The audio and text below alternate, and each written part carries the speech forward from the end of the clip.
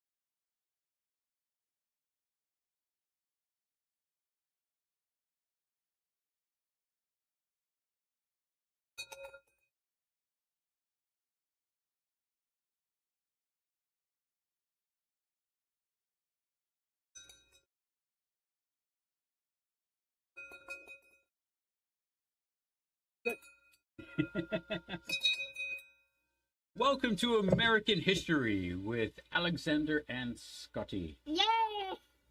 How are you today? I'm good. Great. What are we talking about today?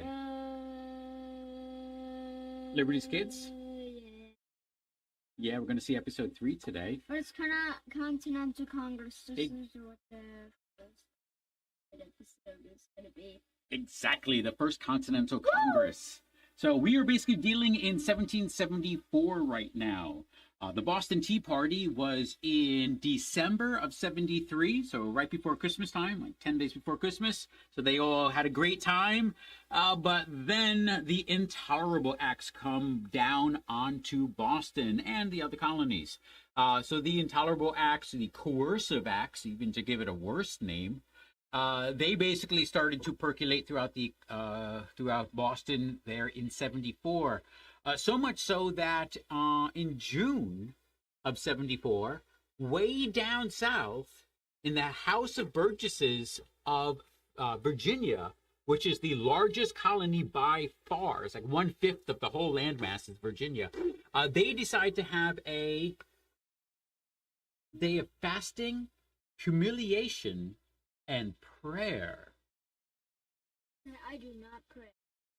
But nonetheless, they decided to do that to basically with solidarity with their brothers and sisters up in Boston. So that was really the first unifying act that really started to bring us together. And as we're going to basically start to see throughout the episode, that whole concept of being a Virginian and then becoming American, this is starting right now in 1774, well, 2 years before we declare our independence in July of 76. So it's pretty cool to see this evolution happening. Yeah, the evolution of basically us becoming a country from former colonies. Are you patriotic? Would you consider yourself to be a patriotic person? Yes. Yes, you are. To you, what is patriotism? What is being patriotic? What does that mean? Patriotic to me? Yes, to you. To me, like being like a different person, but then like not normal, but not like that act, but not that act, but patriotic. Patriotic act? No, I didn't catch much of. Name something that you might do as being a patriotic person, a person who loves their country. Patriotism. United States of America. Yeah. Do you ever pledge allegiance to the flag of the United States of America? I did that in kindergarten. There you go. So that's a patriotic act. And that's a person who loves his or her country and strongly supports it. Yeah. How about a Tory? A Tory actually is kind of funny. It's someone who believes in Parliament and trusts Parliament and basically is loyal to Parliament. But the name actually goes back 100 years prior to old Irish, and it means a robber, like a thief or an outlaw. Yeah, or someone who is basically on the lam, on being an outlaw. That's what a Tory means. So basically, and then they kind of, there's a whole thing happening in the 1680s about that. But nonetheless, that's what a Tory is. Someone who supports the British Parliament. Do you have a pseudonym? Do you know what a pseudonym is? I have a singular. Let me give you the nickname for a pseudonym, which is Pen Pal. Pen Pal, or not Pen Pal. Pen Pal? No, not Pen Pal. Pen name. Nom de plume. Pen name. Do you go by another name at sometimes when you do something, maybe online whilst playing games in Minecraft or something? Yeah, because we're gonna do that after this live stream. Yes. What name do you go by then? Sir Gamalex. Nice, Sir Gamalex. So that is your pseudonym. Yeah. Sir Gamalex is your pseudonym. I forgot what to say anyway. Your other name. I know. A name that you write under. I know that, but I just forgot about that. Yeah, it happens. And how about treason? When you try to overthrow your government, you are committing treason. Unless you win. And then you're basically starting a new country. So, quick question for you. What do you know about the First Continental Congress? Continent. Oh, right. You're just using the words that are in it, yeah? It's all the It all the was representatives from the continent, from the Boston Tea Party. from the Boston Tea Party. Yeah, it all sprung out from there. Yeah. Was this the first time they got together? Yes. Yes, it's First Continental Congress. And a Congress is really where you get together to vote on things. We'll keep it real simple for that. It's a meeting.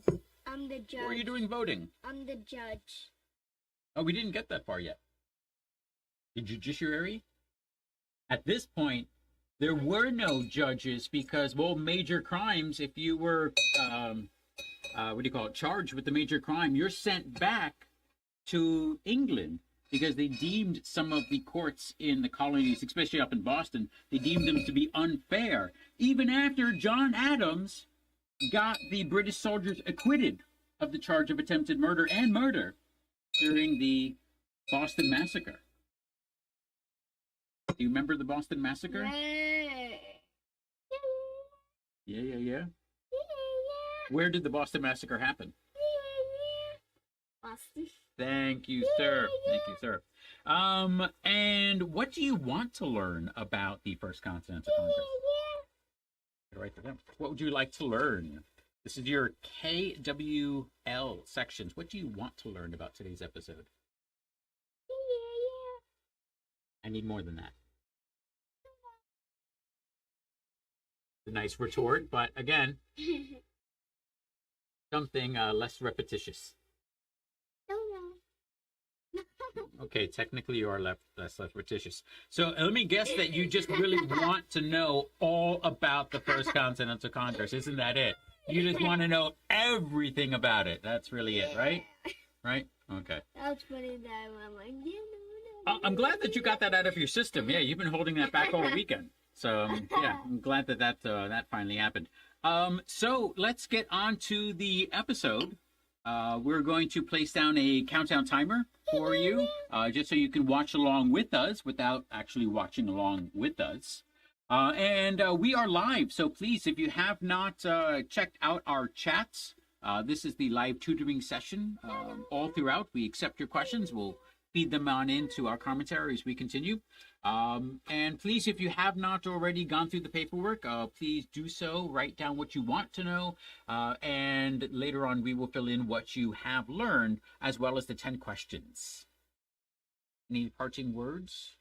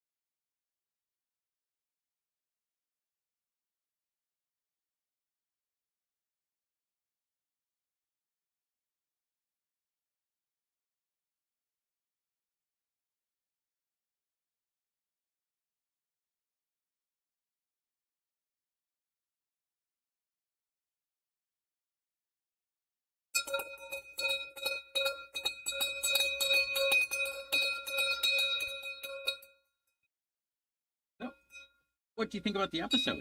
That was a great one. That was a great one, right? Yeah. I was and some amazing people that you probably have never heard of were giving the voices.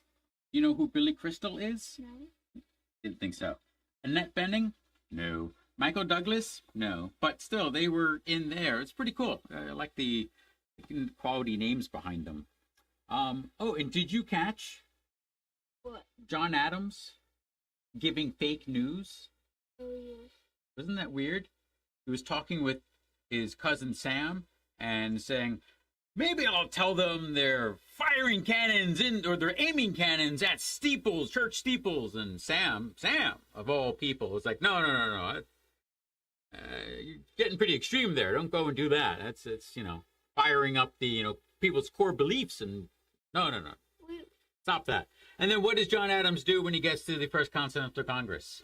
He says that they're trying to aim it at the church. Yeah. And then it said they fired at the church and they blew up steeples and people died.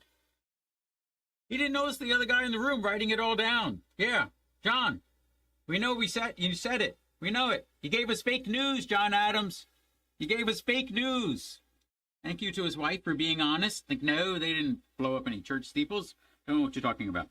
That all basically happens about a year later. It's near Boston. It's Lexington and Concord, and that is in April, and that's when that really takes place, where we are really firing at each other. We're going to go through the questions right now. What is the date of this episode? We don't have a clue. Right. This is all basically 1774 that this is happening. They're suffering through the intolerable acts, through all of 74. And finally, they're getting together at the Continental Congress in September. Really nice time of year to go to Philadelphia by. It's really nice. And then they got out once the leaves fell in October. They're like, no, we're done. Got to go home. Getting cold outside. The colonists have sent a representative to Pennsylvania to attend what? Why did they go there again? What meeting? You told me 3 times already today. That's it. You got it right. Please. You got a bell right. Ding ding. You got it right. When I get it right, I'm ringing the bell. I like it. Who are Sarah and Henri delivering the pamphlets to? Pennsylvania. Pennsylvania is where they left from. They left from Philadelphia, Pennsylvania. To Boston. Went to Boston, yes. And John Adams's wife, what is her name? Remember her name? No. Abigail. Abigail. That's a hard one. It is a hard one. There's not too many Abigails around now. If you're an Abigail, then please give us a shout out in the comments. Let us know that there are still Abigails out there. That's when she actually said that Boston is not being fired upon. But Sarah swore on the health of the king that she did not have any pamphlets, but she was delivering pamphlets. Isn't that weird? Yeah.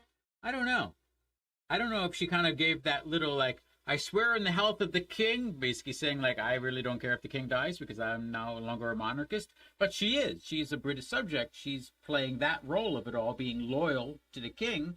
So maybe they took the pamphlets out of the cart already and I didn't notice it. Something like that. Now, before Parliament closed Boston Harbor, the colonies all thought of themselves as separate colonies.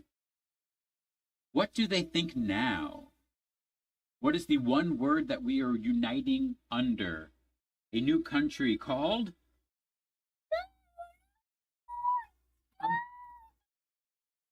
Can you translate that? United States of America. Thank you. Now, John Adams, fake news, wrote the pamphlet under a pseudonym. What is a pseudonym? My pseudonym name is Sir Gamalek. Sir, and why do you use a pseudonym? It's because... Sit up, please. Sit up. Oh, no. Well, we did it more for security.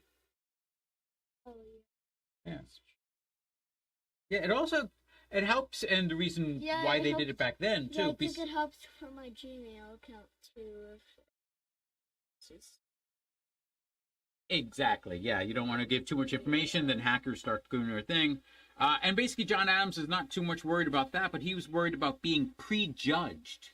He was worried that the stuff that he writes, that they'll be like, oh, Adams, that's the guy who defended those soldiers that got off after killing our men. I'm not going to read that.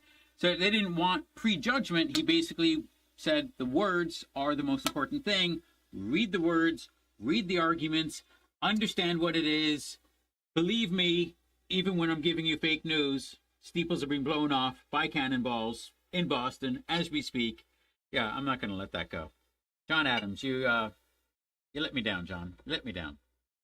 That's why you only got one term in the presidency, by the way.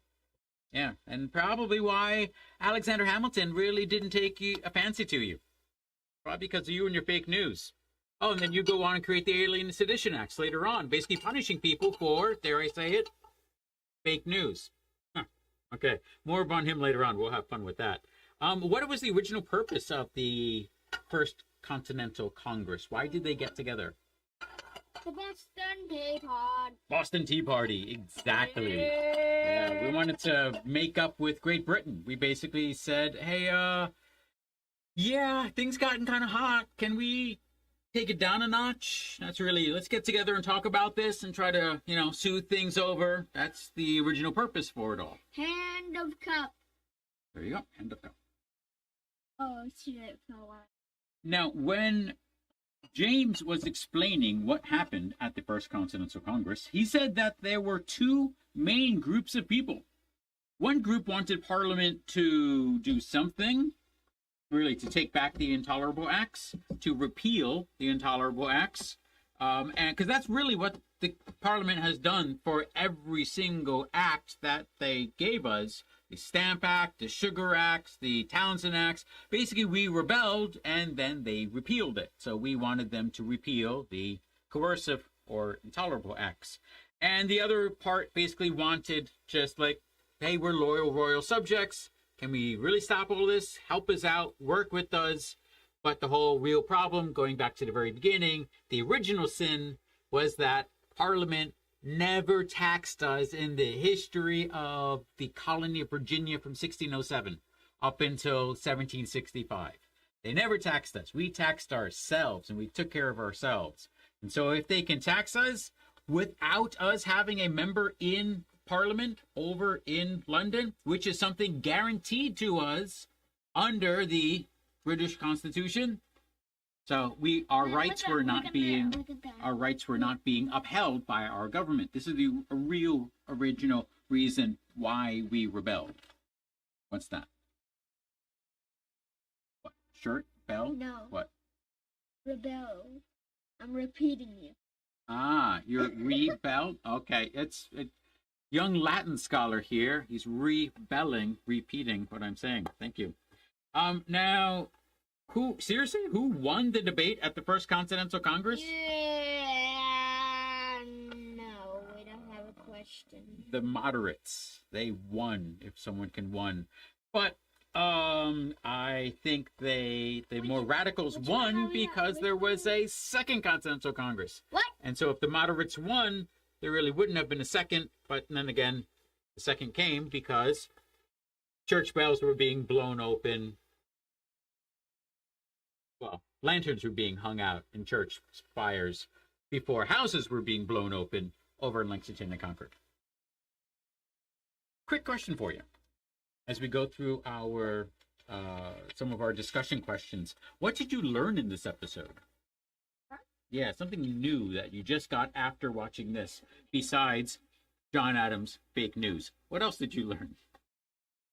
I didn't know that, like, that type of girl, like, at the angle where, like, they stopped their carriages. Yeah, I did. Do you know about that? Okay. Oh, have you ever heard of tar and feathering before? No. No? What do you think about tar and feathering? I think it's the worst thing ever. because it can kill you. It's the worst thing ever because it can kill you. Yeah, that's pretty much it. The cartoon does a nice, fair representation of basically saying, yes, this is life threatening. But the original reason for going after this man was not really appropriate. Tar and feathering has its origins in basically doing something to a member of your society to let them know that they are no longer welcome in your society. It's really to kick someone out. It's to basically make and you've told them this already, probably. You've let them know, like, hey, we don't like you. And then you get to the point when you tar and feather someone, basically you have taken their dignity down so far that they should feel in their core that they no longer want to be around you because they feel so bad for what happened to them. Basically, for those that can't take a hint. That sailor was just basically wrong place, wrong time. So that's not really an appropriate use of the historical use of tar and feathering. It's more done for what I explained it. So that's tar and feathering. I'm glad that fell by the wayside. We don't do that anymore. We already covered why do you think people write with a pseudonym? And then the last question, if you were at the First Continental Congress, what would you have said or asked?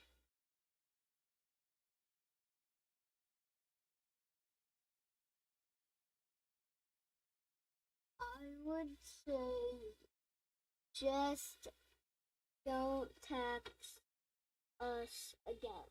We're taxing. Nice. Okay, so you're in the moderate camp. Really just tell Parliament, hey, just stop taxing us and we can go back to the way it was before you started all this hoopla in 65. Hi. Hi. Okay. So please sit up. We have a question. Who were the moderates? Good question. So it's almost basically a diagram of the United States where the extremities of it are where some of the more extreme people are. So of course you have Sam Adams and Sam Adams and John Adams up in Massachusetts, and then you have Patrick Henry down in Virginia.